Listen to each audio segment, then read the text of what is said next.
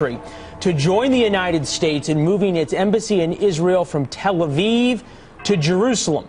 The announcement coming just days after a United Nations resolution that condemned President Trump's decision to recognize Jerusalem as Israel's capital. Guatemala was one of the few countries that stood up to defend the USA. Waleed Farris, Fox News national security, foreign affairs analyst. Always a good friend to have on Christmas. Waleed, nice to see you. Thank you. Merry Christmas. Merry Christmas to you. As you break this down and this news coming so soon before Christmas, was this about Guatemala supporting Israel or Guatemala trying to curry favor with the United States? That's a very good question. Actually, Guatemala has good relations with Israel, but definitely the way we see it from a geopolitical perspective, Guatemala is basically aligning with the United States. It is one of a number of countries which voted with or in defense of the United States at the United Nations, and we do expect that Guatemala and other countries in this camp are going to be moving their embassies. The other interesting group of countries are those who abstained, Leland. And these are large countries.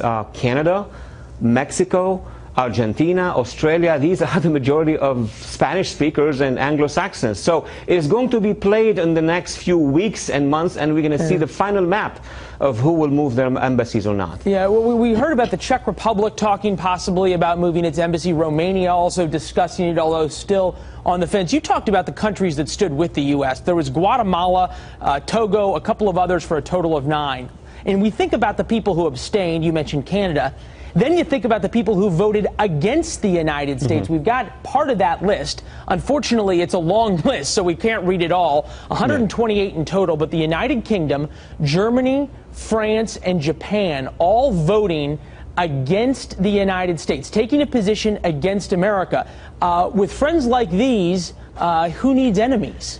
Well, look, Leland, to analyze it properly, they don't have domestic constituencies in all of these countries who are our allies across the pond and members of NATO. The difference is they don't have a constituency, as in the United States, that supports that move. Second, these countries basically will move or not their embassy depending on another block of countries, the Arab Muslim countries, about 57 to 58. And the Europeans have so much interests with these countries that they're going to wait for that to happen. Now, within that group of country, Arabs and Muslims, you have those more radical regimes who are going to be opposing the peace process. But then you have allies, the Saudis, the UAE, Egypt, Jordan.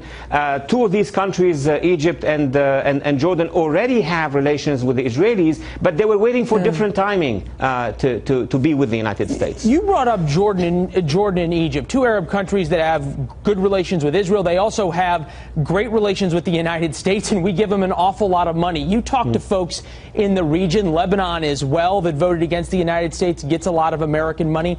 Are they worried about President Trump and Nikki Haley's threats that the United States has taken names and might dock their paychecks?